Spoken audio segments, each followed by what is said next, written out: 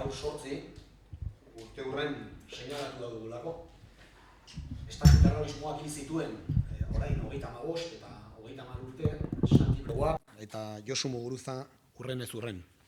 Eren egun, duela nolabait 40 urte, hil zituen estatu terrorismo horrek berak edo hil zuen Lakuntzako Herri Batasunako zinegotzi zen Mikel Arregi ere.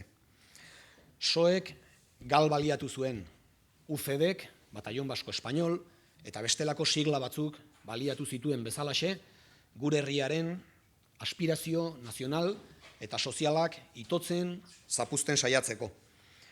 Jakin bazekiten ezker abertzalearen orduko apustuak, haustura demokratikoaren aldeko apustuak, ekar zezakeela, ekarriko zuela, zalantzarik gabe, berrezarri berri zuten erregimen monarkiko ustelaren eta elite ekonomikoen privilegioen amaiera.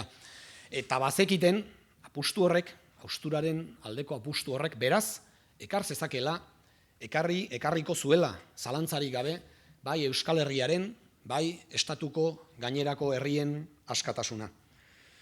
Ezker abertzalearen hausnarketa eta apustua argia zen, argia izan zen, trantsizio deituriko garai hartan. Euskal Herriak eta Euskal Herriarekin batera estatuko gainerako herriek benetako demokrazia, askatasuna, justizia lortuko bazuten, ezinbestekoa zen frankismoaren oinordetzarekiko, 78ko erregimenarekiko haustura demokratikoa egitea.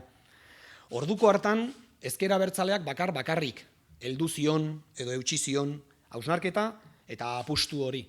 Eta horretaz jakitun eta apustu hori suntsitu nahian, ezker abertzalea amore emanarezi nahian, baliatu zituen estatuak hamarkada luzez, tortura, gerra zikina, espetxea, hedabideen itxiera, erailketa, dispersioa, eskubide zibil eta politikoen ukazioa eta abar luze bat. Oker zebiltzan. Izan ere, 30 eta 35 urteren ostean, ozen, esan baitezakegu, errepresioak ez duela lortu, herri hau ez isileraztea, ez makurraraztea. Ezker abertzalea hemen dago, zutik, bizirik eta borrokan. Gure herriarentzat demokrazia eta justizia eskatzen duen independentismoa hazi besterik ez da egin, eta hazten segitzen du. Hori bakarrik ez, duela 40 urte ez bezala, egun, dagoeneko ez da ezker abertzalea eragile politiko bakarra, haustura demokratikoaren hausnarketarekin, tesiarekin eta planteamenduekin bat egiten duena. Alderantziz, egun, estatuko nazio ezberdinetako indar soberanista guztiek egiten dute bat tesi horrekin, planteamendu horrekin, jotia demarreko adierazpenak erakutsi bezala.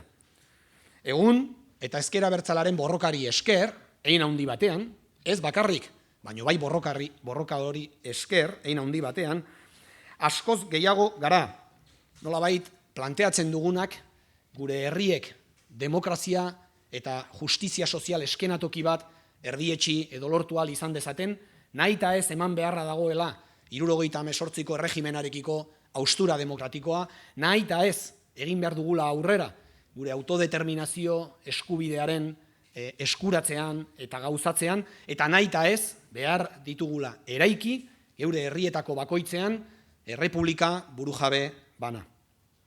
Izan ere, Espainiar estatuak frankismoarekin hautsi gabe jarraitzen du. Franko atera zuten, bai, haranetik, baina frankismoaren oinordetzak ezin presenteago segitzen du estatu egitura guztietan. Ez dauka estatu horrek eskaintza demokratikorik, ez Euskal Herriarentzat, ez estatuko gainerako herrientzat. Eta aspaldi hontan, behin eta berriro esaten ari garen bezala, eskaintza demokratiko horren faltan, involuziora, birzentralizaziora eta eskubide murrizketara jodu, 78ko erregimen hori salbatzen saiatzeko azken aukera moduan. Apustu horren baitan kokatzen dira edo kokatzen ditugu espetxeak euskal militantez ustu nahi ez, eta espetxe horiek beraiek euskal herritar berriez bete nahi hori, Altsasuko gazteekin ikusi dugun bezalaxe. Estatuaren apustu errepresibo zahar berri horren baitan kokatzen da ere une hontan Kataluniaren kontra bideratzen ari den ofensiba errepresibo guztia.